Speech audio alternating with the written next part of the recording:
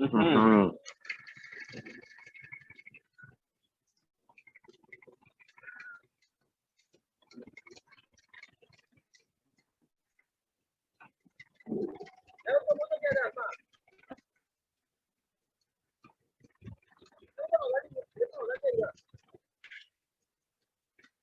Oh, bana ba konwa na mi a. Hello.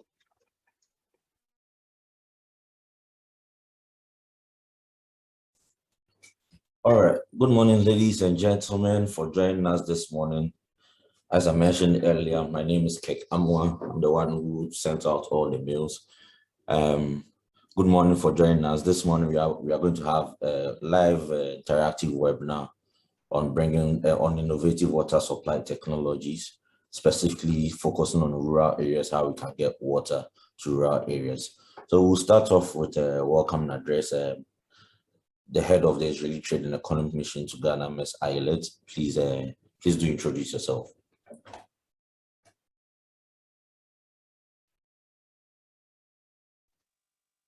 Hello, and Yes. good morning, everybody. Do you hear me? Yes, we can hear you. Okay, thank you very much for joining us this morning, and thank you for introducing yourself in the chat. This is very helpful, and it makes us feel almost as if we are together at the same room. As Kirk mentioned, my name is Ayelet Levin-Karp, and I head the Trade and Economic Mission here in Accra since 2018. Our Trade and Economic Mission sits at the Israeli Embassy and is geared towards strengthening economic relationships between the two countries, Ghana and Israel. We do a lot of work in promoting different technologies that are coming out of Israel, which we believe could be useful and add value to the Ghanaian market. We work in various sectors, agriculture being one big one, health technologies, cybersecurity, fintech, and one of our most favorite areas is water and sanitation. We feel this is a place where Israel has a lot of expertise and out-of-the-box solution that could really fit the needs where Ghana is these days. I feel like a lot of times when you talk about innovation, it is a little bit maybe, let's say, an overused word. So we are talking about innovative solutions for water acquirement, treatment, and so on. And I think sometimes, when the old methods work well, we should definitely stick to them, especially in the NGO space where we are trying to help the vulnerable and every penny matters, and we don't have enough time or money to experiment. So if something works fine, definitely no need to innovate and should stick to what works. But as we all know, in some areas, we see that we try using the usual methods of support to the community, and we see that it just doesn't work. And those are the times where it would be looking at innovative solutions and out-of-the-box ways of doing things would be super useful and beneficial. And I think Israel, being a country where a lot of the regular ways of doing things simply didn't work, a country that wanted to be an agriculture powerhouse where almost a desert, had to do a lot of thinking out of the box and innovation in the water sector, and it definitely helped support and bring us to where we are now, and we are sharing this expertise with the entire world for a very long time. We are thrilled to be here today and to host some of these solutions and expertise to share with our partners here in Ghana. I want to just take my last few sentences to thank our partners. First and foremost, Mr. Ata Ahim, from the chairman of CONWAS that is with us today and enabled and helped organize this event. Also, our partners in Israel and the Israeli Export Institute, PEN, for all of your help and support. Our speakers, and of course, Kirk Amoha, which manages the water and agriculture and infrastructure sector in the mission and did a lot of work to make this happen. So thank you very much. I hope we will all enjoy this event together. And I'm looking forward to hear everything that it will be said. And of course, I just want to encourage to ask questions, to interact rather on the chat or live, and of course, continue these discussions beyond this webinar if you find any interest. Thank you very much. Thank you very much, Ayolet, for the introduction. We'll have the Export Institute.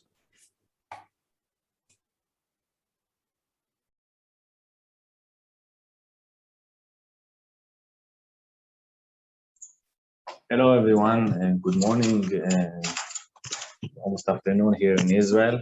I want to thank, first of all, to Ayelet and Kirk for arranging this great event.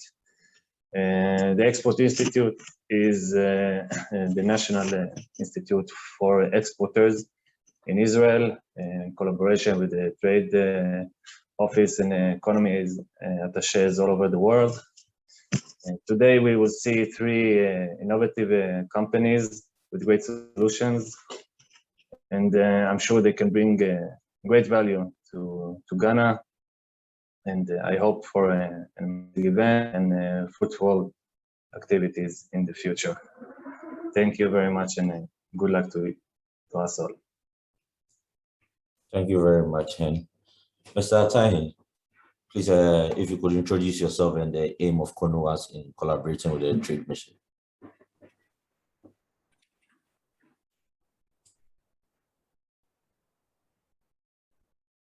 Hello.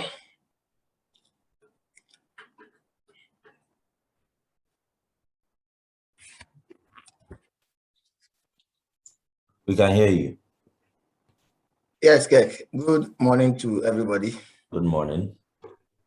I'm trying to switch on my camera, but it looks like I'm having some challenge.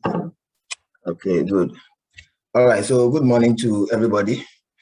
First of all, on behalf of the Executive Committee of the Coalition of NGOs in Water and Sanitation, we want to express our appreciation to the Embassy of Israel, the Foreign Trade Administration of the Israeli Ministry of Economy and Industry, and also the Israel Export Institute for choosing to engage us on this very important topic of water supply and related technologies. Let me say that CONOAS is a member-based civil society organization which works in partnership with relevant stakeholders to influence policies, to remove barriers, and to promote sustainable access to safe water and the sustainable management of Ghana's water resources. Let me also express appreciation to the Embassy of Israel, also for the recent executive breakfast discussion that they hosted, and which was on the theme restoring our water bodies affected by Galamsey. And this executive breakfast discussion sought to find lasting solutions to the degradation of Ghana's water bodies. Let me say that I'm also aware of the numerous interventions and the projects currently being implemented in Ghana and in the sub-region by Israeli companies using time-tested sustainable solutions. And in the recent times, Ghanaian professionals have also benefited from capacity building programs, which have been funded by the State of Israel. And many professionals have attended these capacity building programs in Israel, and we are grateful for that. I want to say that for an arid country such as Israel, which suffered from perennial water shortages, to make such remarkable achievements in water supply and related technologies is simply amazing. And the contribution of NGOs in safe water delivery, especially in rural Ghana, is very significant. And CONUAS is grateful for this partnership. And we look forward to working with the State of Israel to build capacity and to deploy relevant technologies towards increasing the quantity and the quality of water to the good people of Ghana, wherever they live. Finally, I want to take this opportunity to officially extend an invitation to the embassy and the other companies to the MOLE conference, which we have already discussed, and which is scheduled for the 1st to the 5th of November at Anita Hotel, Ejiso, near Kumasi. I believe that we can continue the engagement there and have more fruitful discussions with other stakeholders. Thank you very much. Thank you very much, Mr. Ahen, for the elaborate introduction. And thank you very much for the invitation to the MOLE conference. We'll surely be there. I think it's time for us to kick off. So we would have Dr. Clive Lipchin, who is the director for the Center of Transboundary Water Management at the Arava Institute in Israel. And he's going to speak to us about the research work he's involved in and how we can translate some of these work and his findings relative to the water deficiency issues we have in rural Ghana. Thank you. Thanks for the kind invitation for my participation in this important webinar. Am I able to share my screen? Okay.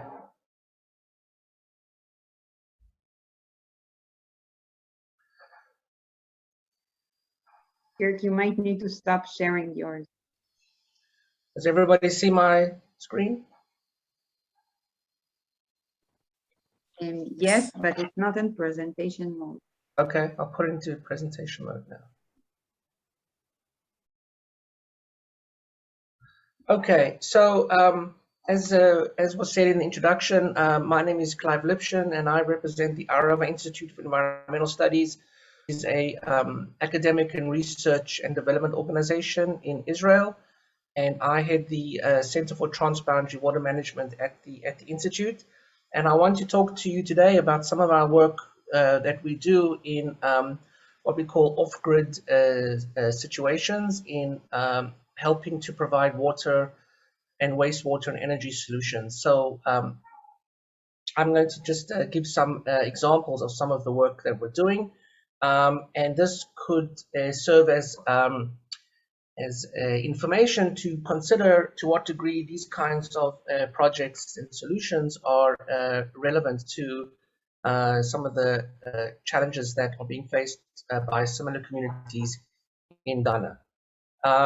So just to introduce the fact of the region that we come from as being very water scarce, here are some numbers just showing you the gap between water supply and demand for Israel, Palestine, and Jordan, which all share basically one watershed, that is the Jordan River and Dead Sea Basin.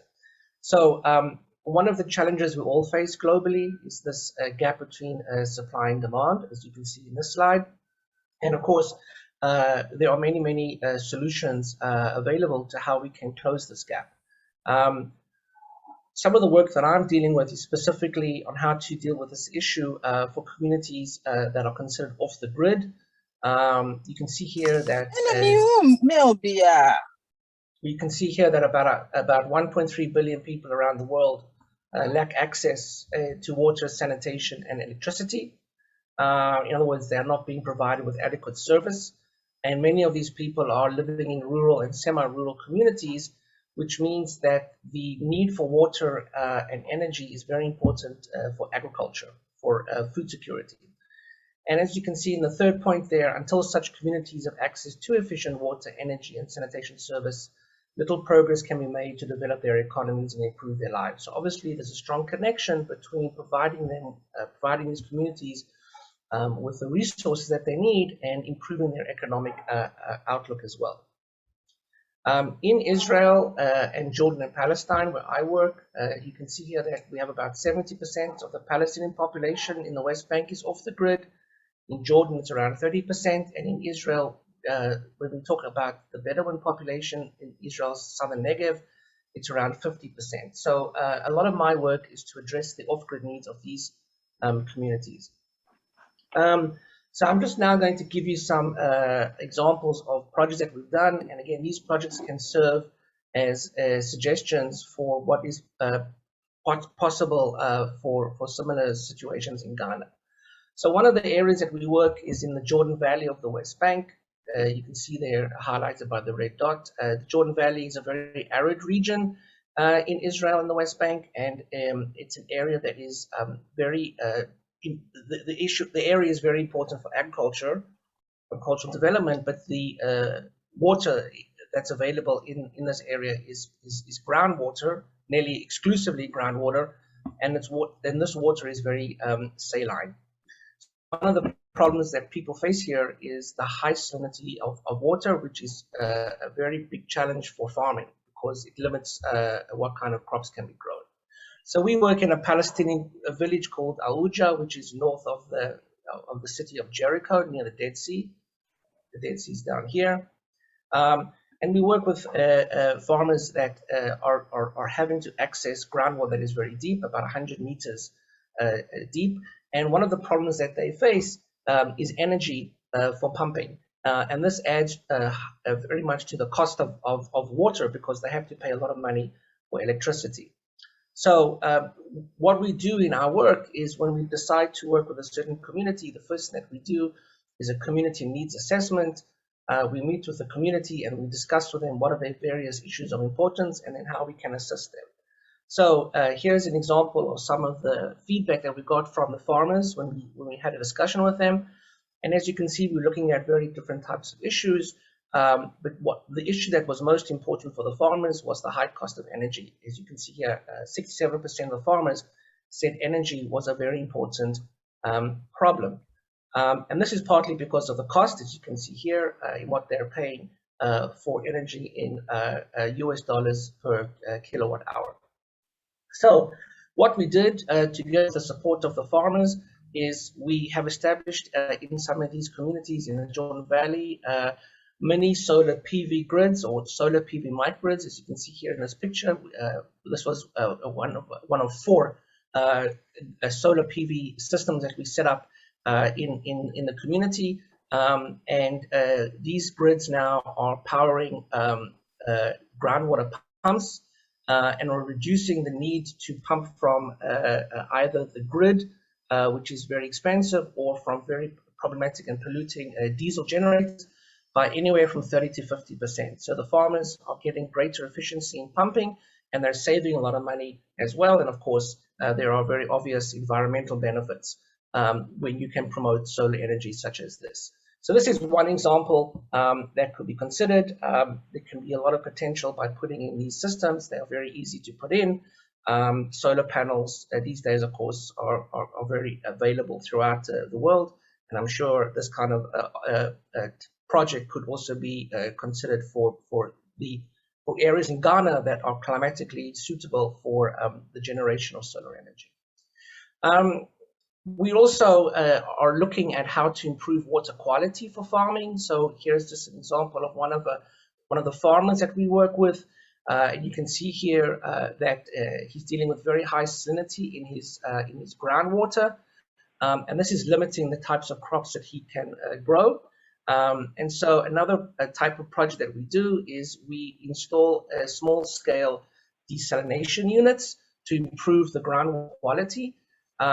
Here you can see an example of one of the units. We work closely with Israeli companies that provide desalination technology.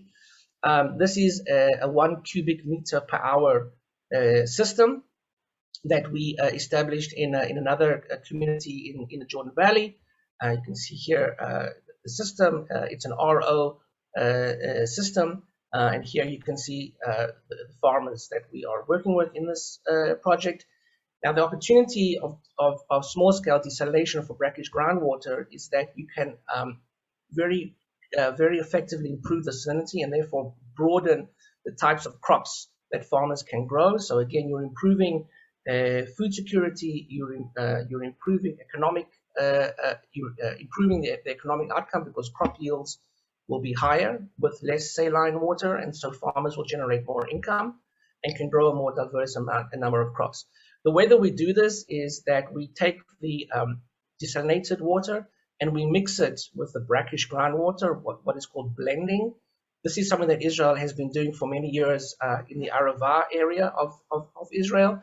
So there's a lot of Israeli experience on how to figure out the right ratio between desalinated water and brackish groundwater, and then we get an overall reduction in salinity, and this allows the farmers to develop a much more wider range of crops that can be grown. So this is another example of the work that we do, which is focusing on small-scale desalination. We're now also looking at how to connect these systems to those solar PV microgrids that I showed you in the earlier slide, so that the systems are completely off the grid in terms of their energy need as well. Here you can see another big challenge, and part of the work that we do is focusing also on wastewater. And you can see that when you compare Israel to other countries in the Middle East, that very little wastewater is treated and hardly any of it is reused. For agriculture, Israel is a world leader in both the treatment of sewage and the recycling of sewage into agriculture. So Israel has been able to develop this as a means to not only improve agriculture, but also as a means to address water scarcity. There's also a problem, of course, with untreated sewage, because it has an environmental impact, and also it impacts public health. And we've seen this specifically in the Bedouin community in Israel, where there is no treatment of sewage. So this is what you see when there's no sewage treatment or any connection to a sewer grid. This is one of the Bedouin communities we work in, and basically the sewage is just discharged openly and is sent to these open pits, which are very dangerous and are also a long-term risk to groundwater because of the infiltration into the groundwater. And many times, because of a lack of alternatives, the sewage is actually used for irrigation, which of course has very problematic issues in terms of contamination of the water, soil, and the crop, as is the risk to consumers of crops that are irrigated with raw sewage. Here's another example where raw sewage is being discharged into the environment. Here we see livestock that is drinking from this water, which of course is also a problem when this livestock, in this case camels, are used for human consumption, mostly in terms of milk production for camels. But there are places where camels can also be eaten in countries like Somalia, for example, in East Africa. So we're also introducing on-site wastewater treatment and reuse systems to better manage this issue of untreated wastewater. So this is a schematic of one of our technologies. You can see here the picture. It's a modification of a constructed wetland system where we use gravel filtration to improve the wastewater so it can be used in farming. And basically what you can see here is a combination of the system for treatment and the almost direct use of that treated water for greenhouse irrigation. In this case, we are using the treated water for tomatoes. Here you can see us collecting the tomatoes, and again here you can see a direct impact of treating the water and the economic benefit for the farmers, because tomatoes are always considered to be a high value cash crop, because there's always a market in which you can sell your tomatoes. Here you can see again a nice picture of the system. In the bottom right, we're also using the treated water for irrigation of spices. This is za'atar, which is a very traditional spice in the Middle East, and therefore also has a high value in the market, because people are always looking to buy this type of spice for their cooking. We also, of course, do a lot of sampling to ensure that the water quality is safe. This is very important when you are treating sewage. It's also very important for desalination so that you can have consistent measurements on the salinity. So on-site measurements for water quality sampling. Today, there are lots of field technologies for kits that you can use to measure pretty much all the water quality parameters that are important for environmental health and for human health. So this is just some slides of us doing water quality tests, including E. coli. You can use these field kits that are very easy to come by and not expensive. They can give you a sense of bacterial contamination. And here you can see us measuring the E. coli in a very simple lab. And again, this is something that I'm sure could also be done quite effectively in Ghana. And there you can see the results. Basically, it's just a simple color change, and you can determine what the level of bacterial contamination is in the water. So these kinds of analyses are also very important for any type of water solution, whether it be sewage treatment or desalination or anything else. And then my last example is another example of us treating wastewater. Here we are connecting not just grey water from showers, for example, on the right, but also from toilets. So basically taking all of the wastewater and treating it and recycling it for irrigation. This is a technology that has been designed, and we're now developing this as a commercial technology. The system is fully powered by solar panels. So it's completely off the grid and has remote monitoring and operation as well. If there's time later for questions, I can give more information about how the technology works. But you can just see here again, it's quite simple and it's very easy to install. And we're using this technology for olive tree irrigation, which again is a high value crop in the Middle East. And so again, there's a strong correlation between irrigating a crop like this and the income that can be generated. And two last slides just sort of to wrap up. When you think about decentralized off-grid solutions, the opportunities, firstly, you can improve in the environment and public health by limiting the risk of exposure to pollution of groundwater or the exposure to the public through sewage. You can provide services that these communities need, firstly, high quality water for irrigation. And it's important to think about the development of non-conventional water, whether it be desalination or wastewater, as a means also to provide a certain level of adaptation and resilience to climate change impacts. If farmers are using or relying solely on fresh water, and climate change is going to impact the predictability of rain, then of course they're going to become more and more they'll become more, it'll be more problematic for them because of the uncertainty of water. So when you develop these types of solutions, their ability to become more resilient improves, and of course so does their food security. It also provides autonomy to the communities and can improve community development. It can save money, which of course is very important, and generate income at the same time. And invariably, the costs of introducing these off-the-grid technologies are much more cheaper than considering how to connect these communities to centralized systems, which are very expensive and many times are very difficult to implement. And finally, they could also be very politically expedient because you're working directly with the community, and so you can have less political involvement, which invariably means less bureaucracy, which is also an advantage if you can minimize bureaucratic issues. And finally, of course, the importance of scaling up these types of technologies. It's essential that you work very closely with the community and that the community is supportive and wants the technology. So again, as I showed earlier, community engagement is essential. What does the community want, and how do we then work to meet the needs that are important for the community? Local government is very important as well to get their support, especially when it comes to things like water quality and protecting the public's health. Promoting local institutions for managing these facilities. So we use the acronym FOOD, which is food, energy, water. So capacity building for local governance is important, as well as its operational maintenance and extension services should be something that should be considered, where assistance in terms of how you can help the farmers when they are being introduced to different water qualities, whether it be desalination or treated sewage, in assisting them with soil management, crop selection, irrigation technologies, and so forth.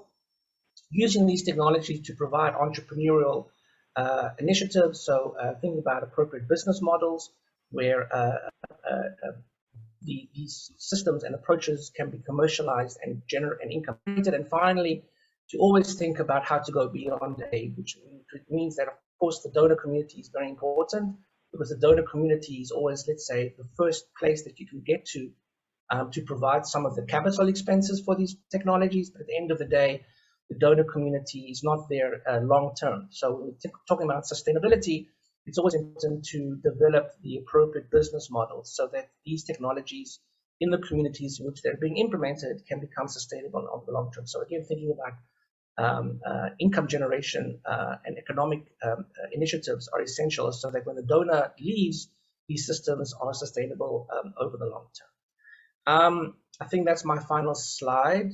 Yes, it is. So thank you, everybody, for your attention. And thank you once again to the Israeli mission in Ghana for inviting me to this webinar.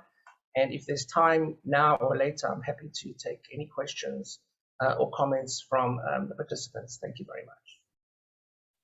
Thank you. Thank you very much, Dr. Clive. At this moment, we will take some questions if anyone has any questions for Dr. Clive. Please raise your hand and I'll unmute you to ask your question.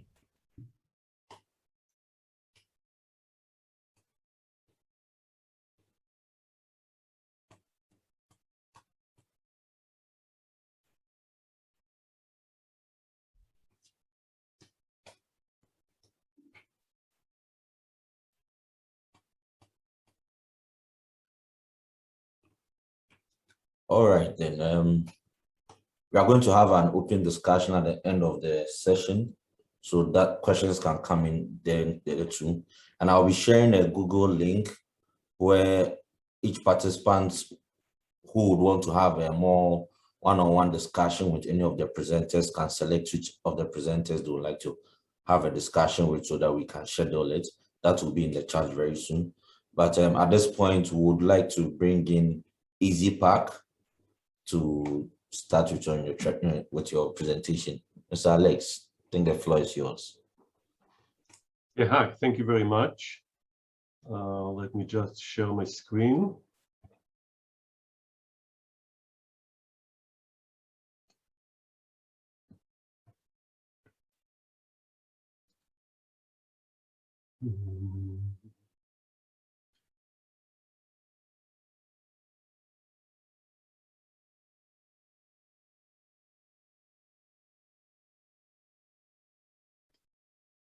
Can you see my screen?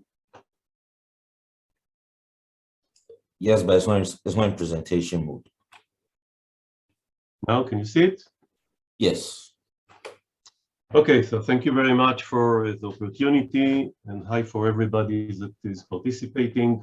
My name is Alex Harel, and I'm the CEO of EasyPack Water. And we provide various water solutions that I will present to you. A little bit history on the company. We were established in 2010. Initially, we started by supplying water equipment for emergency to the Israeli Water Authority, Israel Defense Forces, and water utilities. And in the last, hold on for a moment. I have a little problem with the transition. I need to solve it.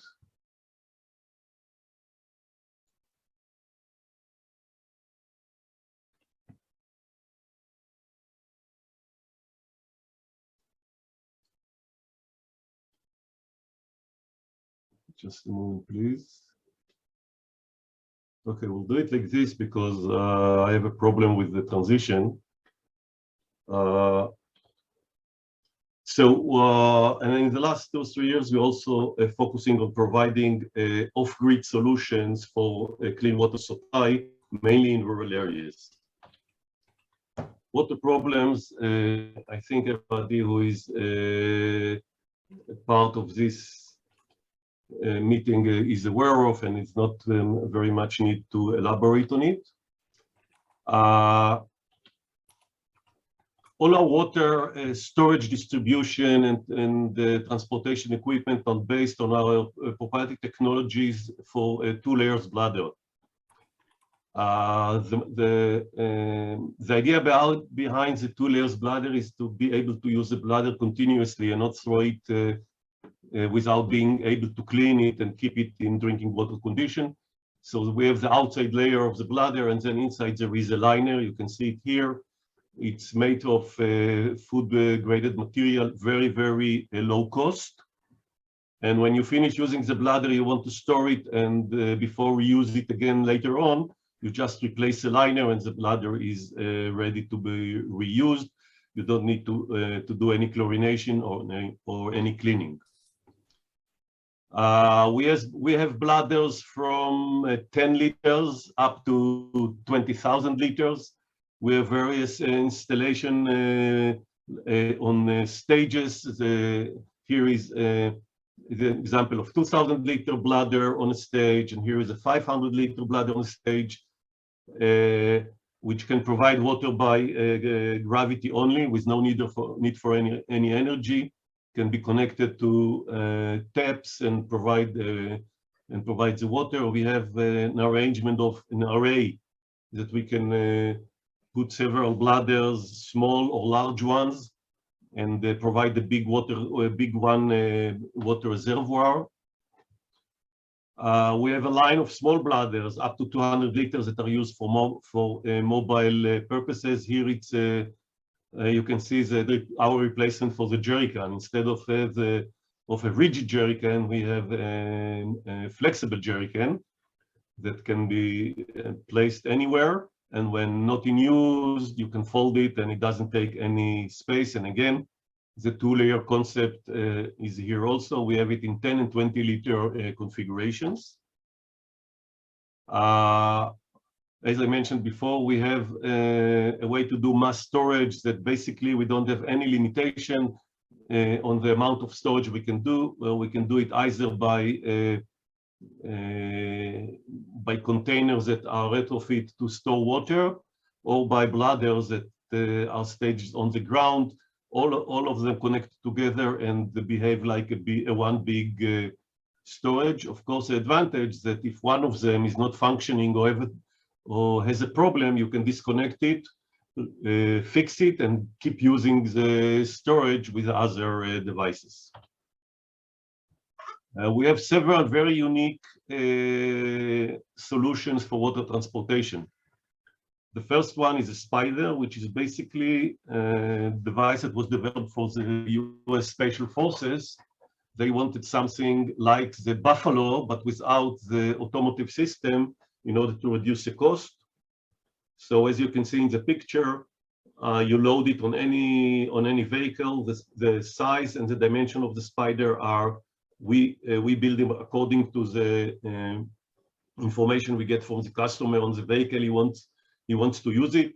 You load it on the vehicle, and then when you come to the area, you reload it from the vehicle. It's standalone in wherever it's needed to be used. The vehicle is free to go and do other things, and then can come back and take it for resupply or in order to deploy it in other places. It can be used for water, for diesel, and we have configuration, which I'll talk a little bit later, with purification system, and we can also install solar units on it.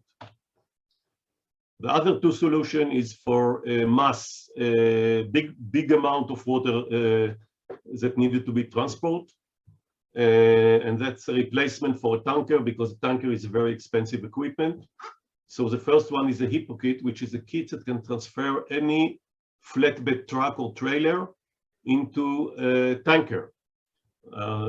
7 meter truck or a trailer, as you can see here in the picture, can carry 14,000 liter, and the 18-wheeler can take 28,000 liters. We have two configurations of the system. One is built on 1,000 liter bladders. This configuration is for distribute water between many stations. And when we have only to remove water from one place to another, then we have a configuration of a large 7,000 liter bladder on each floor, together 14,000, or an 18-wheeler. It's 4 bladder like this. Doesn't require any tools to install it. Takes about 2 hours, and you have the flatbed truck ready to be used as a tanker. The other solution is, again, for mass water transportation, and it's a standard container that is converted into a water tanker. We built inside or actually installed inside the container a kit that we have developed, and it transforms the container into a 24,000 liter tanker. We don't do any change to the container, so you can take any container anywhere, put the kit inside, and when you finish using it, you remove out the kit, and the container can be returned and be used as usual. Can be transported on any vehicle that can transport containers. In Israel, such configuration is used to support firefighting, in order to push water forward to the fire truck, so they don't have to go back and forth in order to be refilled with water. It also have been used in 3 years ago in a drought that have been in the West Bank, and was supplying over 100,000 liters over 2 months by continuous traveling between water sources in Israel and places where the water was in shortage.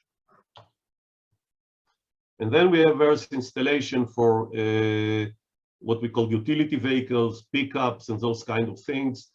Either an installation that has a 200 liter on the roof of the bed of the pickup, or installation on the pickup that is a 500 liter, and above it you can use additional storage for other things. Here is an example of a design that we did for installing running water in villages in rural areas, where there is a central water supply. Can be either drinking water or water needed to be treated. And the idea is to build a network which is low cost, can be built very quickly, and can provide each family its own water source. So we build a central water storage where the well is, or where the water source is.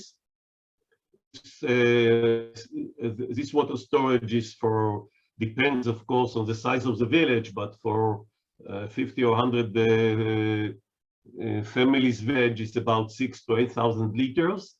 It's filled during the day with a solar pump, and then water is supplied to all the families. Each family has a 200 liter storage at its place, connected to a tap, and all of them, and so you can get running water in a village in a matter of days in relatively low cost. The other areas that we are is clean off-grid water solution, and here we are we're looking at we're looking at the landscape of water supply, which can be divided to actually 4 segments. One segment, the water is available and electricity is available, so everyone can use it out of the grid.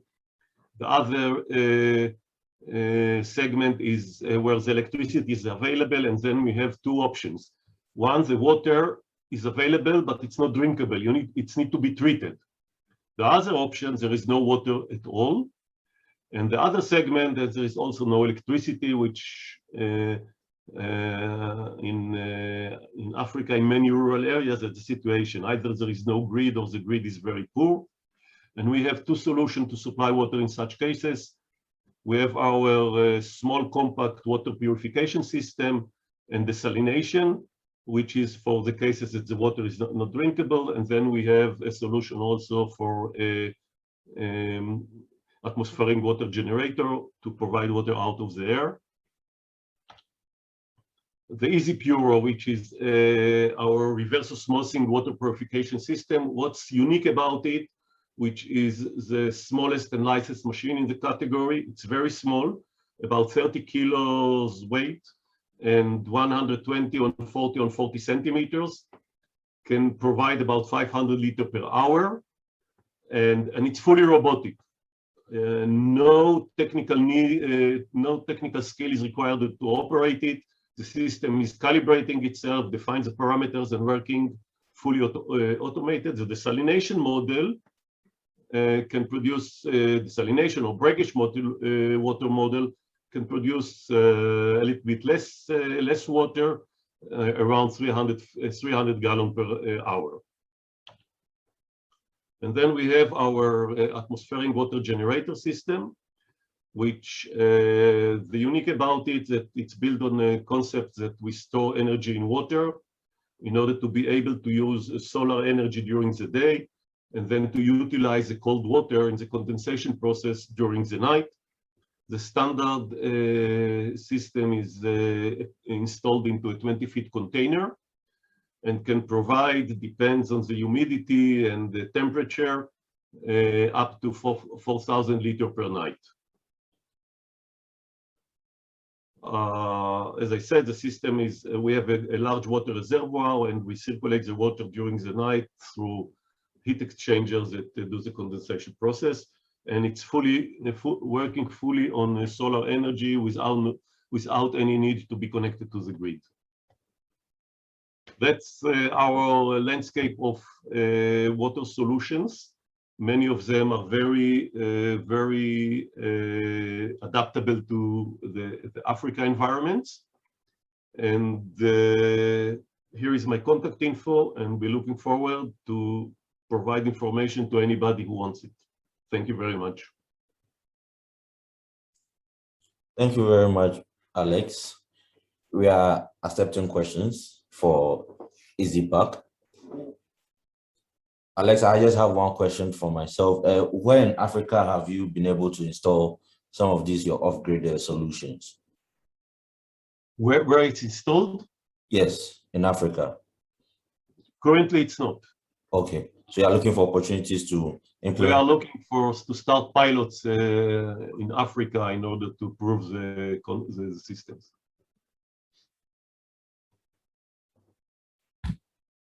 It is maybe important though to note that you have some systems on ground in Ghana, not operating yet, but if people want to see some examples of some of the things, they are available. Is that correct?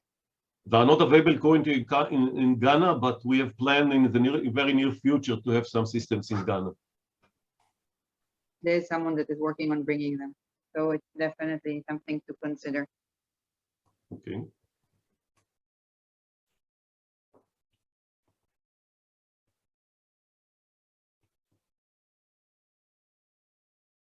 All right, before we move on, I think there was a question for Dr. Clive we missed. Dr. Clive, if you could come in and address the question which was directed at you. Yeah, it's the question about the cost of installing the system. Is that the question that was in the chat? There's that question, is the cost of installing a decentralized small-scale desalination system for groundwater? Yeah, so the cost is, it all depends on what is the capacity of the system. So what I was showing you was just an example of a small system of 1 kub an hour. I think the cost of that in dollars was in the vicinity of about $20,000. But the way to think about it is not just what the capital cost is. The way to think about it is what income do you generate, and then building the appropriate economic model. So, for example, we certainly don't expect the farmers or the beneficiaries to come up with the capital cost of the system. Again, that very much is the role of the donor or the government, if that's relevant. But the way to think about it is that the farmer is going to benefit by improving their crop yield. So what's important is to figure out how much will their yields improve, how much more money will they generate, and then figuring out what is the appropriate return on investment that you can require the farmer to contribute to the system, either for return investment on the capital cost through an appropriate model generating income through the improved crops, or using that money as an operation and maintenance fee. So we're looking at both of those types of economical models with the work that we're doing with the desalination. It's one thing that I also want to say to people that are interested. Even when you do off the grid or small scale desalination, it's still is very important to consider two things: the energy cost, because these systems are still to some degree energy intensive, and secondly, of course, I didn't mention this in my talk, but the issue of the brine discharge, and because this is on land or inland desalination, brine discharge management is also important, and you have to take that into consideration as well. In terms of minimizing the environmental impacts of the brine discharge. Thank you. Thank you very much, Dr. Clive, for your elaborate answer. We have another question for EasyPack. How easy and how can the water bladder technology be adapted to a rural school or healthcare facility environment?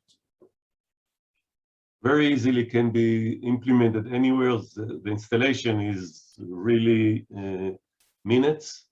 You don't have to do any ground preparation just to make sure there is no sharp rocks or something like this under the bladder. You don't need to do any preparation in the land. So it can be very easily installed. If you use the stage solution, you also can run the water by gravity and you don't need any energy for it. All right. My question too is for the bladders, what are some of the servicing requirements over a period of time once it's installed? Our recommended that if you use a bladder regularly to replace the liner once a year, that's also the recommendation of the Israeli water authorities. The next is if you have, from some reason, a water contamination or some dirt entered the water, then you replace the liner and the system again is qualified for drinking water. Other than that, there is no maintenance on the bladders. Okay. And how easy is it to incorporate, let's say, the bladders with existing off-grid solutions? Some of these NGOs may already have in place. The bladder is connected through a standard plumbing connection. That it's a 2-inch BSP thread, which is very common and can be easily connected to any other instruments. Thank you very much, Alex, for your presentation and answers. As I've already put in our chats, I've sent a link where if anyone would like to have a better, shall I say, better communication with any of these presenters, you can click on the company name, and we as a trade mission would schedule a meeting at a different time with the presenters. Now we will be having WaterGen, and Ms. Anna would be the one presenting. Hello, everyone. Thank you very much for the opportunity. Thank you for facilitating and arranging. I decided not to use slides this time. I think we've had 1.5 years of Zooms and slide presentations, so let's just talk about why we're in the business and why we are all here. I think needless to say, the water crisis is a global thing. And even though Africa comes up first when you speak of problems with water, the problems are everywhere, whether it's good news or not, I don't know, but the problems might be different. It's not always the lack of water or lack of infrastructure as we think about the extreme cases. In some places, it's just ground contamination or outdated pipelines, old infrastructures. In places like Thailand and Vietnam, there is plenty of water coming down from the sky, but you cannot drink it. So there is a water crisis. The solution, though, is the same for all those different types of problems. What we did at WaterGen is tap into a completely new source of water on our planet, an alternative source of water, which is the atmosphere.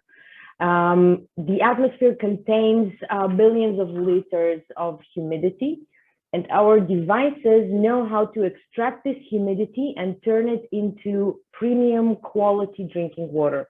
This is what we do. A few words about the company. We're in the business since 2009, an Israeli company, Israeli technological company. We have a worldwide patent on our technology, to be precise, 45 patents and another 50 pending. We already work in more than 80 countries. We have our own team of experts in-house. Research and development is one of the strongest departments in our company. We also have a water research lab, which enables us to be fast in our development and to launch new products every year. We're currently manufacturing in 5 facilities around the world, soon to be 7 as we are growing. WaterGen has been recognized in the industry by authorities such as Consumer Electronics Show in Vegas a couple of years in a row, Time Magazine, World Economic Forum, Fast Company, etc., etc. But most importantly, we believe that with every device that is installed somewhere around the world, we'll make this world a little bit better. But let's talk about the solution and the technology itself for a moment. What happens is the following. And by the way, we have devices that have a capacity of 20 liters per day. We have devices that can produce up to 6,000 liters per day. Okay, there's a portfolio, there are variations. We'll talk about that, but the concept, the technological concept, the process is absolutely the same. The only difference is size. So what happens is the device takes the air from its environment, draws it in. The air is going through a filter, a very strong one, to make sure dust and dirt and sand, whatever might have been around the device, is completely removed. And by the way, we have operating devices in very busy intersections in major cities worldwide. One of them is Beijing in China. I think if you think air pollution, this is a name that says something to most of us.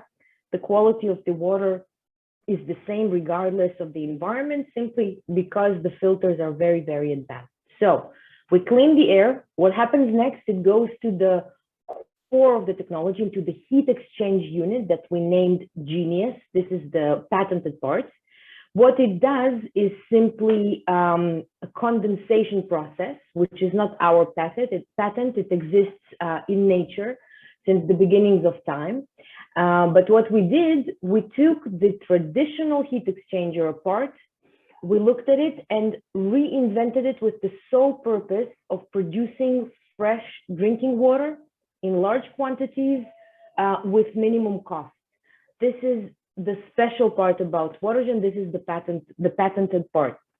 So the Genius basically turned air molecules into water molecules, which are already the purest form of water available, but we are very persistent. So we let it run through several more filters. A chemical filter, carbon-based, microbiological treatment, sediment, UV light, and on top of that, there is a mineralization process in which we add calcium and magnesium to the water for 2 major reasons. The first one, health. These are healthy minerals, and we as humans consume them mainly from drinking water. Okay, not only, but it's a very important source. So long-term consumption, very important to have calcium, you know, for bones and other things, and magnesium for your muscles, heart, etc.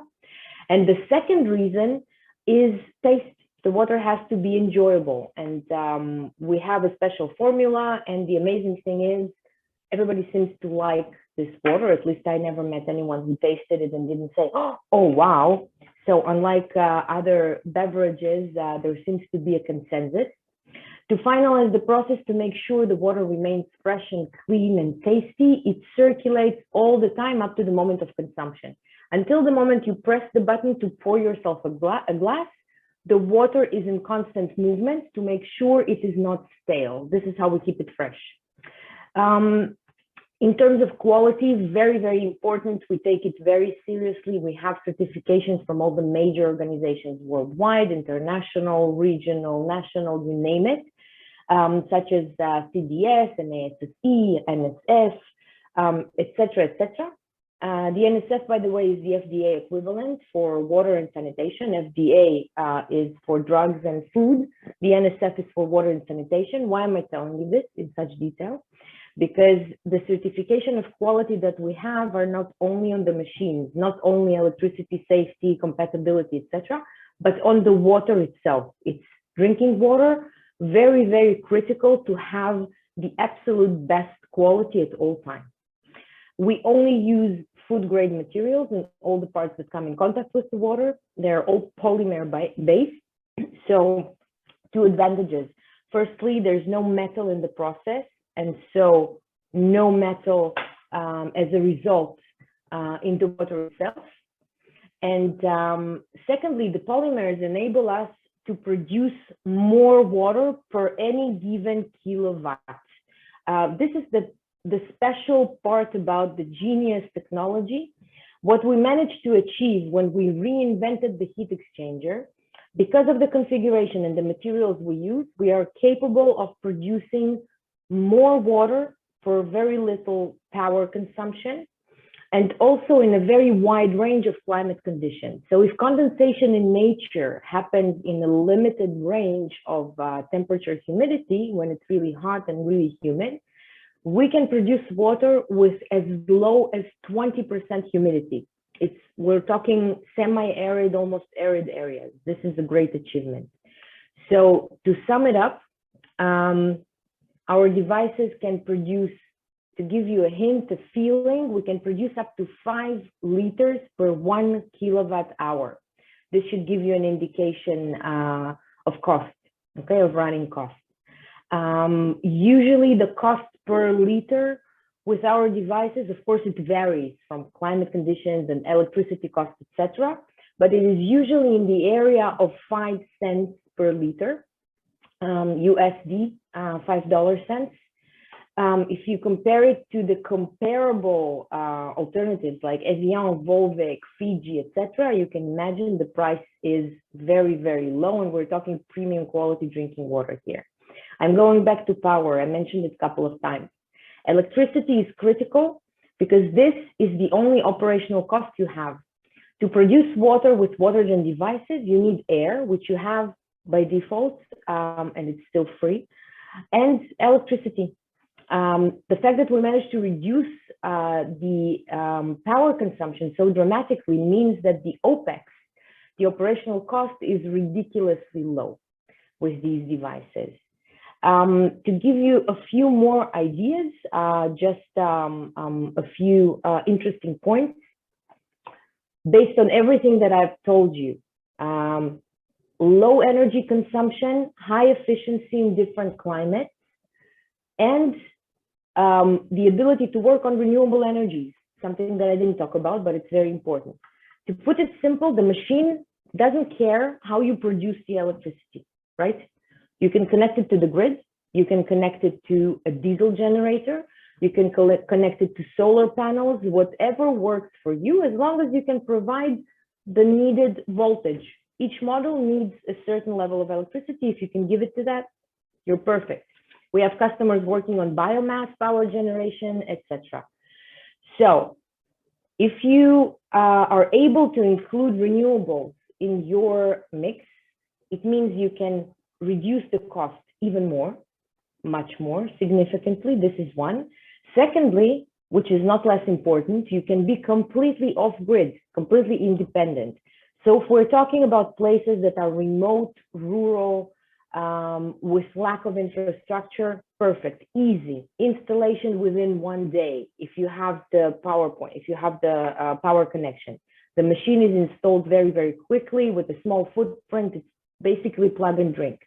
If we're talking strategic places like hospitals, like army bases, mines, also remote, difficult terrain, whatever, you name it.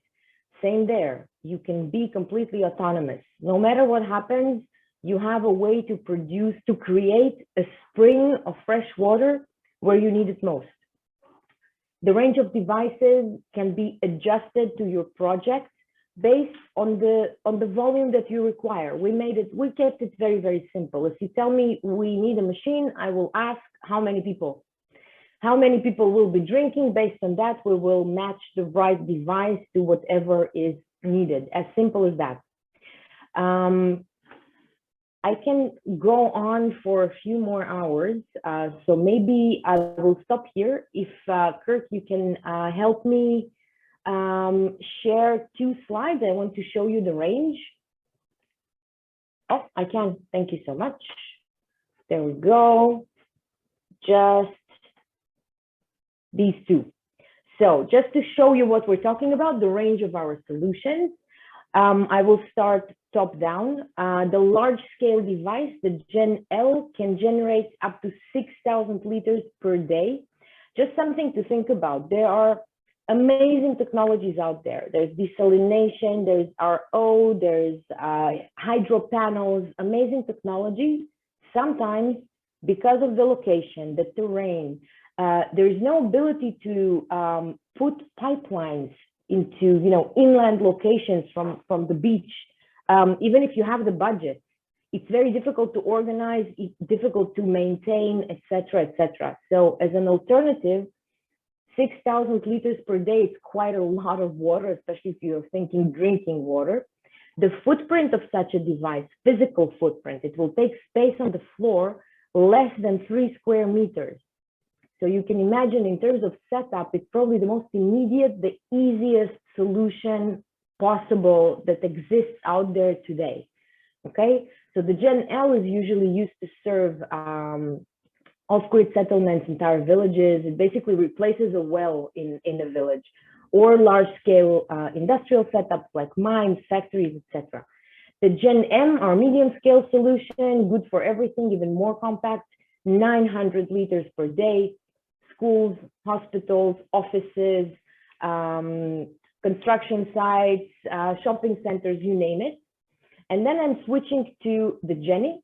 The Genie is the same Genius technology brought indoors, the same concept, the same purification, filtration, mineralization processes like the big ones, the bigger brothers, same thing, but an indoor device with a simple one-phase plug. Like a simple home appliance. This is our home or office device. Same concept, all in one, 2 buttons, hot and cold, integrated tank, IoT technology, means you can control it with your phone, etc. Very, very simple. Put it in the corner, plug it in, forget all about it. You have fresh water at any given moment, 30 liters per day. A glimpse into tomorrow. Or even almost today, the M1 is a model that we developed based on feedback from our customers worldwide who said, around 200 liters would be best, most versatile, perfect for many, many projects. We created it compact. It can pass through any door frame. It has heavy duty wheels. I can push it with one arm easily. So, outside, inside, garage, rain, no rain, in the backyard, temporary production sites, army bases. You can think of anything you can think of is very, very convenient. And the most amazing part about it, again, one-phase connection. This is the most amazing achievement technologically, in my opinion. I know that the Genie Home and the mobile box, they are much sexier products on the slides. They're much more interesting in the first sight, but to me, the greatest achievement of our team is to be able to produce 220 liters with just one phase. You should imagine it's a little monster that has a plug of a toaster, of a simple kitchen toaster. It's unbelievable. So if you're thinking, usually if there's lack of water access, in many cases, there's also a problem with electricity. So if you think about locations like that, perfect solution. Genie Home, same concept, a little bit smaller, but a little bit more pretty, designed for smaller families, 18 liters. The M1 will be launched end of this year, the Jenny Home next year, and the mobile box, same thing, same concept, but on the go, like a beer cooler. You can just put it in the back of the car. You have water for camping, again, traveling, whatever you require it for. I will stop here and give you the opportunity to ask questions, because I have the feeling that I've been talking and talking and talking. So any clarifications needed? All right, thank you very much, Anna, for your presentation. We have one question here. The question is, how well does your system work for air with pollutants like carbon monoxide, sulfur, nitrogen oxide, and others? Okay, perfect timing for a very important question. About a month ago, the University of Tel Aviv published a study that they conducted with Watergen devices. They placed our machines in the most busy city centers in Tel Aviv with a lot of traffic and a lot of pollution. I don't know if you are aware, but I read somewhere that Israel is the #1 in statistically in cars per person. I don't know how that is possible, but probably per family, there's more than one car. So we have more cars per 1 kilometer of highway than any normal country, which makes driving to work a lot of fun, as you can imagine. So I'm telling you this, the traffic is horrendous. They put our devices throughout the city, close to big interchanges of highways with a lot of pollution, a lot of emissions, tested the water, and they saw no difference. So the summary was, whether it's in the central junction in Tel Aviv or in the hills of Galilee in the forest, the quality of the water is the same. It's clean, it's perfect. We test the water in all locations that we have around the world periodically. Our partners, our distributors help us with that to make sure everything remains top-notch. The filters are strong enough to deal even with the most aggressive environment. Thank you very much. I wanted to ask about maintenance. So that tends to be an issue in remote areas. Thank you. No issue. The only maintenance required is exchanging the filters. This is something we insist on every 6 months. The filters should be fresh to make sure the quality of the water is premium at any given moment.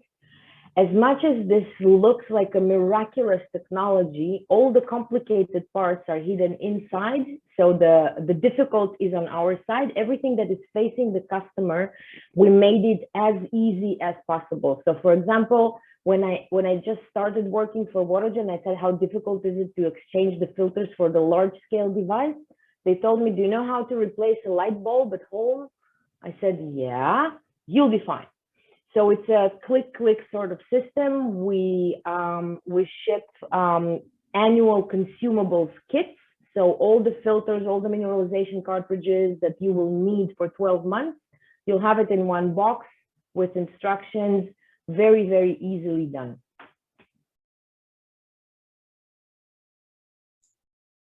All right, thank you. Another question I have is for the off-grid solution, the electricity generation, is that done by the system itself, or you'll have to look for a generator or something?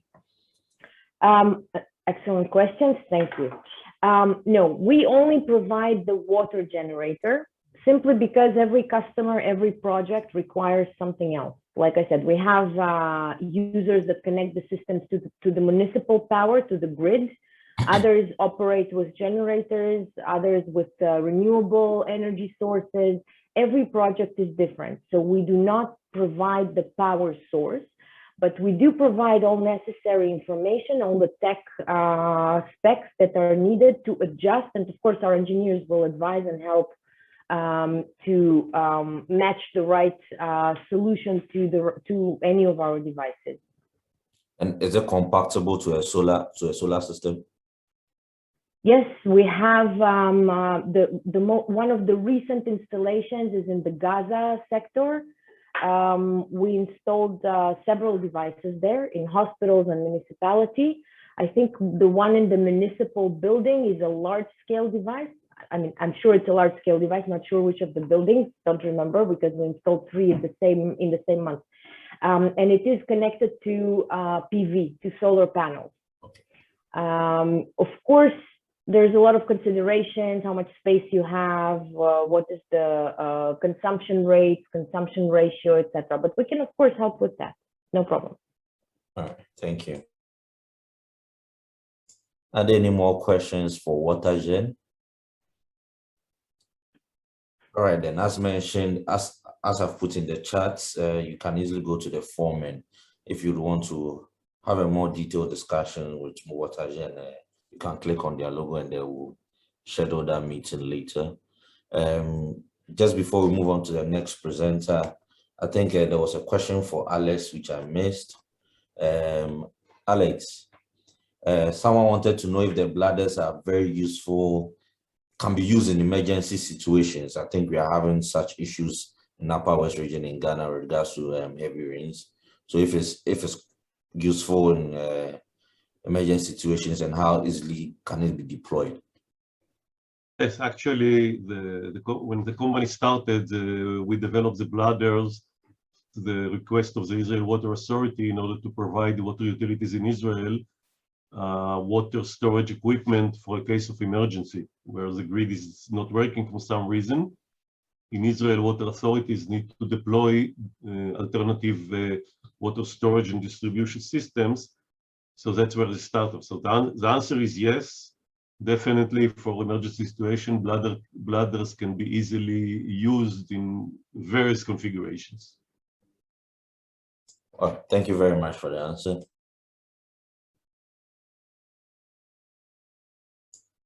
The next company presenting is Nufiltration. They've been in Ghana for a while, so I'm sure some of you know about them. And Nuf, I think the floor is yours. Mino. Hello, everybody. Good afternoon. How do you want to do it, Kirk? You have the presentation that I sent you, or you want me to run it by myself? Can run it. You can run it. Okay. So let's try. Should be this one. Okay. Can you see that? Okay, good. So actually, my name is Mino Negrin. Thank you very much for having me and for inviting me to this interesting event. As Kirk mentioned, some of you might have heard about us. We are very active in Ghana, and actually Ghana was our first adventure with our new technology. And thanks very much to the NGO with which we are collaborating in Ghana, Easy Water for Everyone, that are taking care of a lot of installation already deployed and successfully operated in the area. I think also it was on our joint activity was also somehow on the news some months ago in Ghana. So actually, what we are speaking about, by myself, just a very quick introduction. I have been in the water business for a long time. I used to own and manage a factory actually in Israel. We were manufacturing big equipment, big desalination units, big water purification systems. And as a matter of fact, we had those conventional technology of reverse osmosis, conventional ultrafiltration, etc. And we were manufacturing big systems which cost a lot of money. And my main concern was actually that we didn't have a technology which was fitted to emergency cases. And I actually sold the company 10 years ago and started a new adventure. If, wait, how I go down. How I go to the next, okay. So what you see here is the challenge. This challenge was presented to the United Nations in 2015, so 6 years ago, saying that in until 2030, which is actually 9 years from now, the goal is to ensure availability and sustainable management of water and sanitation for all. For all, meaning universal and equitable access to safe and affordable drinking water for all. We are 9 years from this goal, and I'm not sure that we are even close to that. And this is because of the very big challenges that you have when you want to supply water in remote areas. And what are those challenges? So first of all, in most part of the world, you don't have electricity. Electricity is not available. And then it's difficult to access to the site, to the remote area. There are poor infrastructure. You cannot transport chemicals or transport any kind of other type of aid. You are facing problems with the manpower at site, meaning that people are not very skilled to maintain and to operate complicated and sophisticated systems. And on the top of that, one of the other problems is the sources of water can be polluted by different contaminants, meaning that you might have bacteria, you might have suspended solids, you might have salts, etc. But on the top of everything, the main problem is that you have to give an affordable solution, meaning that it has to cost very, very, very small money in order to be achievable and affordable for everybody. So what a sustainable solution is about of? It has to be safe and efficient. It has to be off-grid. Obviously, you don't. If you don't have electricity, the problem of operating a system which has a need of electricity might be a problem. It has to be safe and efficient. No consumables has to be involved in because it is very difficult to source them. You need a system which is simple to install and operate in order to that access to the system, also to unskilled manpower, can be available. Obviously, robust, autonomous, and durable, and capable to remove a wide range of disease factors. Because if you remove only suspended solids, or if you remove only a small part of the bacteria, you don't have a universal solution. And at the top of that, it has to be affordable, as I said before. It has to, people don't have to spend a lot of money in order to achieve water. This is the very, very basic and a very, let's say, immediate thing that somebody can think about when we are speaking about universal access. So what we are speaking about here, what is the technology? What is this new technology that we are implementing and is deployed in a very, very wide range of applications? So we are speaking about an artificial kidney. We are speaking about a unit which is manufactured for medical devices. This artificial kidney is on the base of our technology. What happens when somebody has to go, unfortunately, his kidneys are not functioning, he has to go under a process which is called hemodialysis. What is this process about? You arrive to a dialysis center, you sit on this sofa and they connect you to a machine. Now, what is this machine? The machine is taking your blood through a vein, actually, okay? It's hydraulic. They take your blood from a vein. It goes through a pump, and then the pump is flowing the blood through a filter at the end of the day. So, while the task of this filter is to separate between the impurants, between the pollutants of the blood and what the blood needs. While this separation is done by size exclusion, meaning that this filter has a size which permits to separate between the two components of the blood, the good one and the bad one. So actually, what is bad and what is good in the blood is separated according to the size. So this is what happens during a dialysis, and what happens after 2 hours or 3 hours that this process is ended. There are now two options what to do with this filter. The first one is simply to throw it away, okay? And by the way, 95, even 98% of the dialysis center in the world are choosing this option to throw it away. And actually, it is a medical waste. But there is another option, which is to reprocess this filter, to reuse it again, after going through a very, very thorough sterilization, which is according to a medical standard. Now, this is an option. What happens is that, according to the standard, you have to, the only problem, let's call it, is that after you have sterilized, it can be reused only by the same patient.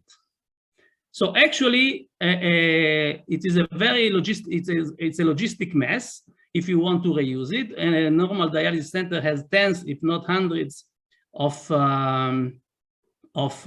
patients per day. And therefore, it's a very, very, let's say, logistic challenge. And therefore, what happens is that most of the world chooses option A, they throw it away. 250 millions of those devices are used and thrown away per year. So actually, what is the patent? The patent is simply very ingenious. The patent was developed by a professor in the University of Tel Aviv, a professor which is very known in Israel now because he made let's say, he challenged somehow all the issue of the COVID-19. But anyhow, the patent is very simple. The patent is the following. You take those devices after they have been used, in dialysis. We made the same sterilization which is dictated in order to sterilize and in order to reprocess it for the dialysis, but instead of using it for the dialysis, instead of using it as a purifier for the blood, we use it as a purifier for water. Now, why it is so ingenious? It is very simple at the end of the day. It is very simple. It is very ingenious because at almost no cost, which is actually the cost of collecting those filters from the medical centers, make this sterilization, and then you have in your hand the best filter in the world because it simulates the best filter in the world, which are our kidneys. So what happens is that we reuse it as a water filter, and it's a very simple. Instead of having all the way as in the dialysis, instead of pushing through the filtered blood, we push through the filtered water.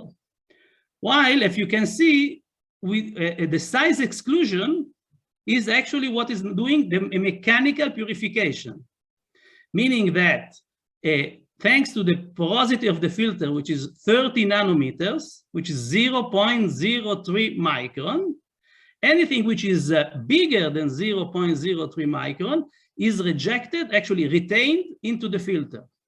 And anything which is smaller than 0.03 micron is going through. So what is bigger and what is smaller than 0.03 micron? You can see that in this table. What you have here on the right side, you have all the, this line is the line of the 0.03 micron. On the right side, you have all the components in the water, which are bigger, which means that they are retained by 100%. It's not 99.9, 99.99, 100% rejection. So what you see here is the bacteria. All the bacteria, without exception, are rejected 100% by the filter. Almost all the viruses, okay? For example, the COVID-19, which is a virus, is rejected completely by the membrane. The polio, which is bigger than 0.03 micron, is rejected completely by the membrane. bilharzia, malaria, anything, cholera for sure, anything which is all the main pathogens which are in the water are rejected completely by the filter. So actually, this is what we have, and we have in our hands, as I said, one of the a very powerful tool at a very low cost. So actually, you have to remember, it has been manufactured as a medical device, and therefore it works in a very efficient way. We have this absolute filtration of 0.03 micron. It lasts more than 3 years in almost all our installation. Even in the toughest condition, it lasts more than 3 years. And obviously, there is no limitation of the availability of this device. And in order to make big capacities, we can install a lot of those in parallel. One of those devices is giving more or less 100 liters per hour, one membrane. So if you need more than that, you simply put a lot of those in parallel. This is the way in which we do that. As you can see on the left side, this is a manifold. We take a lot of those. We take, in this case, 12 devices, and we install them in parallel in the manifold. So this small device, this small manifold is manufacturing 1,200, let's say between 1,000 and 1,200 liters per hour. What you see here are let's say, they call it the industrial machines, which are manufacturing, in this case, tens of cubic meters per hour per each machine. What you see here on the right side, in the top right side, it's a machine which is manufacturing 10,000 liters per hour, and other units which are manufactured by us as a machine, as a complete machine, plug and play, install inlet, outlet, power. In this case, in those machines where we have power, and then you have you can simply activate the system, and it works. It gives up purified water. So actually, what are the applications? I would like to recall what those systems are doing is filtration and disinfection in one sole pass, thanks to the passage through the membrane. When I say disinfection, I mean to remove the infection.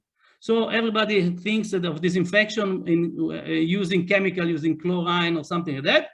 There is no need. It does it only mechanical. Thanks to the mechanical passage of water through the filter removes not only the suspended solids, but removes also the bacteria and the pathogens, which are the microbiological infection in the water. I have to say, I forgot to say, it is not making desalination at all. Salts are passing through the filter. So if you have a water which has a high saline content, this is not the technology you need. Okay, you need this technology for drinking water, as it is written here, when you want to treat sources which are contaminated by suspended solids and bacteria or viruses. So in the drinking water, this is what it does. So we will concentrate in drinking water, and this is how it works. In this very simple scheme, it's very simple. We take the water directly from the source, okay? It can be a lake, it can be a pond, it can be a river, it can be a borehole as well. There are a lot of boreholes which are contaminated, microbiologically contaminated. Then a pump, which can be a hand pump, an electric pump, or as you will be able to see, even by gravity. The water passes through the filter, and you manufacture water which is completely purified, which has obviously water and the same salts, meaning that the same amount, concentration of salts which you have in the inlet, you will have it in the outlet. Obviously, what happens is that the system, the filters are retaining inside all the pathogens, all the contaminants, and this has to be washed out once a while by what we call a backwash. This is a very simple action, very simple automation.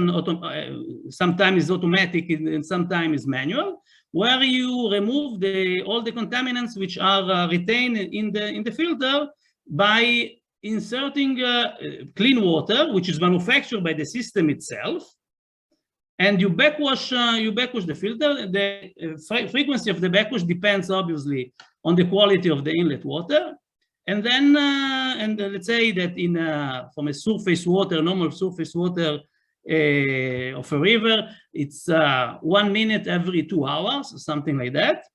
And by doing that, you remove all the pathogen bacteria and viruses from the system itself.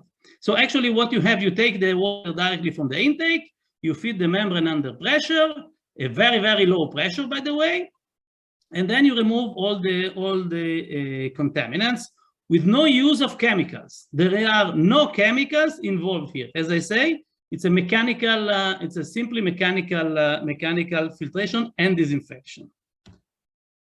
So I will go through a short movie, hopefully, if it works. This is a mobile unit. You arrive to the site. The system is taking with the pickup. You throw the pipe into the river, and then thanks to a generator, the system is activated and it's manufacturing 6,000 liters per hour. But this that you're going to see is, let's say, our very, very, let's say, this is makes proud of us. This is a 16 kilos system. You arrive to the river. You throw the pipe into the river, and then you start to pump it with a hand pump. No electricity at all. The water goes through the filters, and then clean water is manufactured. And this is something that we have implemented 6 years ago already in Ghana, thanks to to the NGO with which we are working. This is in the Ada region.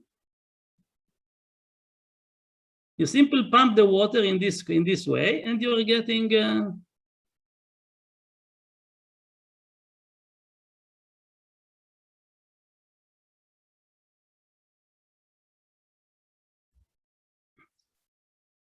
so you see, and this is has been developed by the Easy Water for Everyone. They were sick to pump with a hand pump, so they install it on the top of on the bottom of a tank,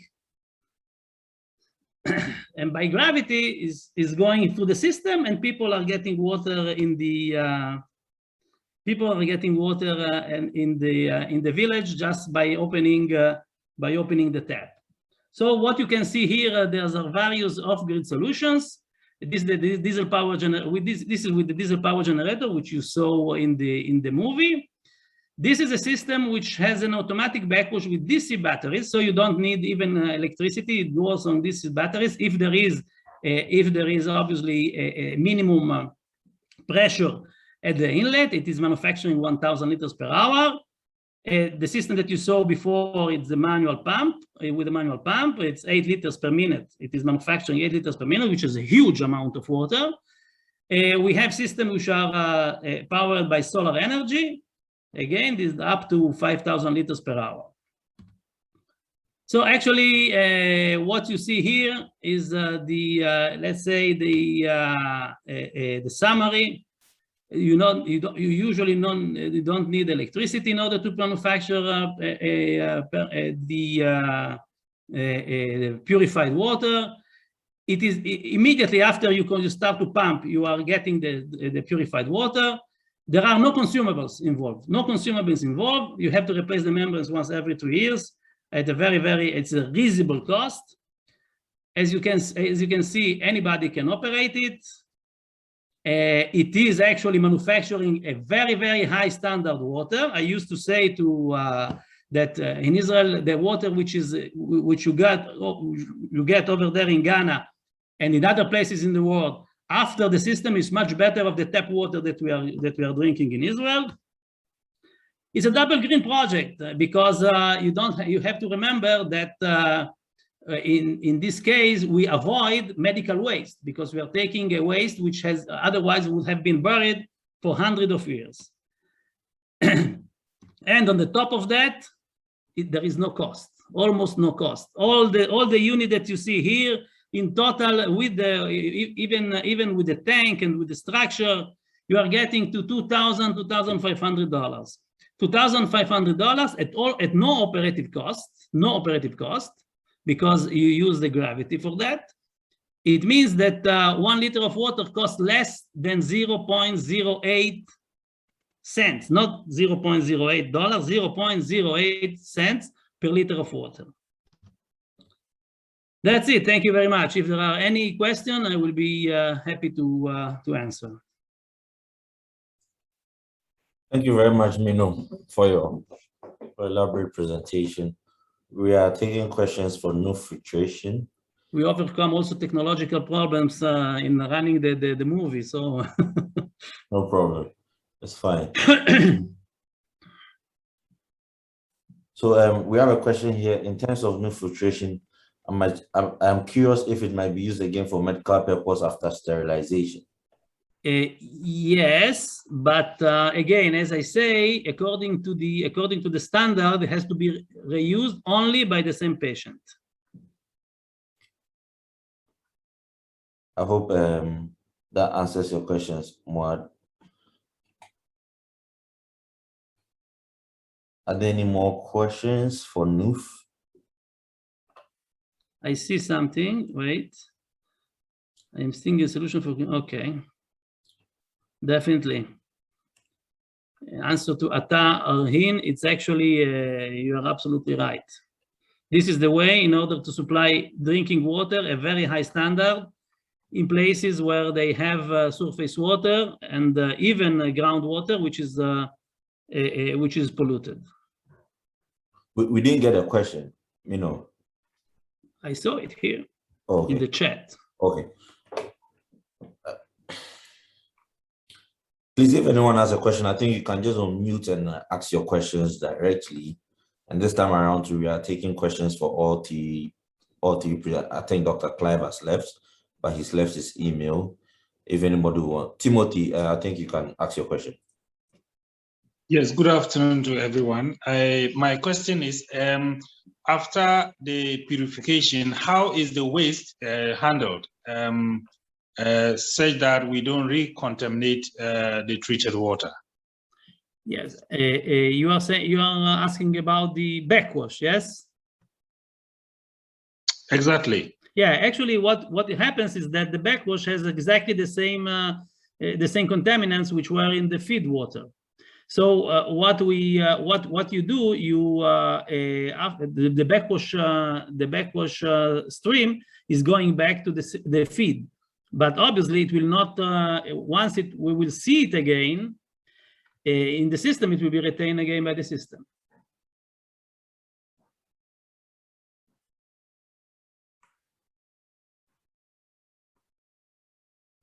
At this point, we are taking questions for all the presenters. So if you have any questions for Noof, for Watergen, for EasyPack, I think this is the right time to. Just to say that, how accessible are the parts of this system? Sorry, it was a web question for me. Timothy, who is your Yes, directed to? I wanted to find out how accessible are the parts of this system, and in terms of affordability and in terms of availability. Okay, we have as I say, we have an NGO in Ghana which is working very, very closely to us. Their name is Easy Water for Everyone. They are very successful. They have installed tens, if not more, of systems in the territory.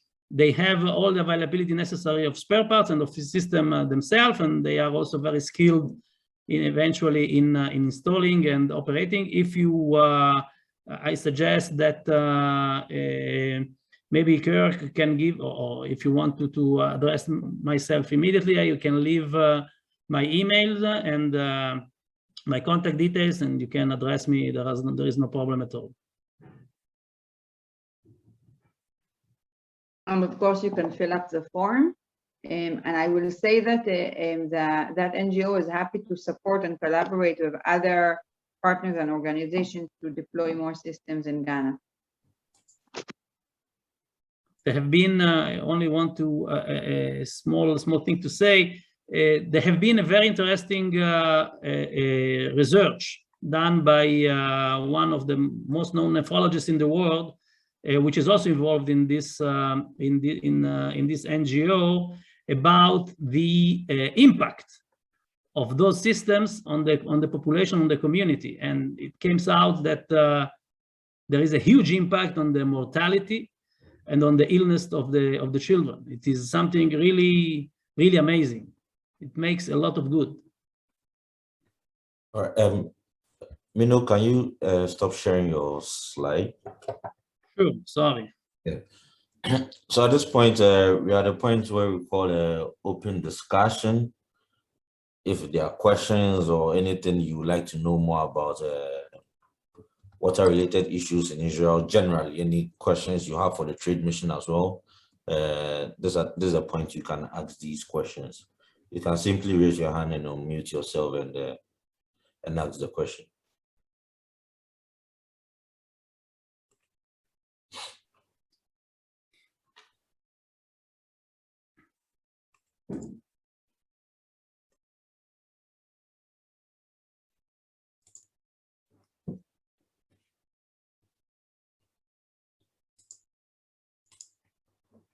It seems you're not getting any questions, so I think I'll be sharing. We'll work on the recording and share with all participants.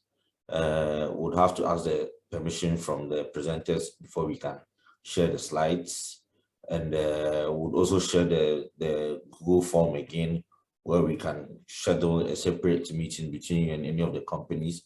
And to point out, EasyPack, WaterGen, and Noof, they are all looking for possible partners and customer clients they can work with in Ghana. As mentioned with EasyPack, they are looking out to carry out a pilot in Ghana, so they are looking for possible partners they can work with. WaterGen too is also looking for a possible distributor they can work with locally here in Ghana. So if anybody is interested, you can easily reach to the trade mission and through my mail, and we can easily put you in touch with them, and the discussions can start. We are thankful for all of you showing up for our webinar as we organized today, and hopefully next year we'll have a more, we are still discussing though, but hopefully next year we'll have a more fiscal event where we can bring all these Israeli companies to Ghana for them to fiscally showcase these technologies they are talking about, and even run possible demonstrations, which will provide a better perspective and a better idea on how their systems can be integrated, especially for the off-grid systems for rural areas in Ghana. Thank you all very much for joining us this morning. I think we finished our webinar at about an hour early. That's good. Hopefully we can all get back to whatever we are doing. Thank you very much for joining us this morning. I really appreciate your time. Any words from you, Ayelet? Just to again thank our partners for making this possible, and all of you for staying and interacting with us. And we are looking forward to hosting you all in our next event. Any words from you, Mr. Ahin? Yes, Kek. This has really been an eye-opener, and we are grateful for this opportunity to engage with you and the various Israeli companies. We look forward to engaging them, individually from the various organizations, and seeing how best we can deploy these technologies to address the water challenges facing the good people of Ghana, especially those in rural, hard-to-reach areas. Thank you very much. You're very much welcome. At this point, we would like to say bye-bye to everyone, and thank you for joining us. Till we meet again, have a nice day. Bye.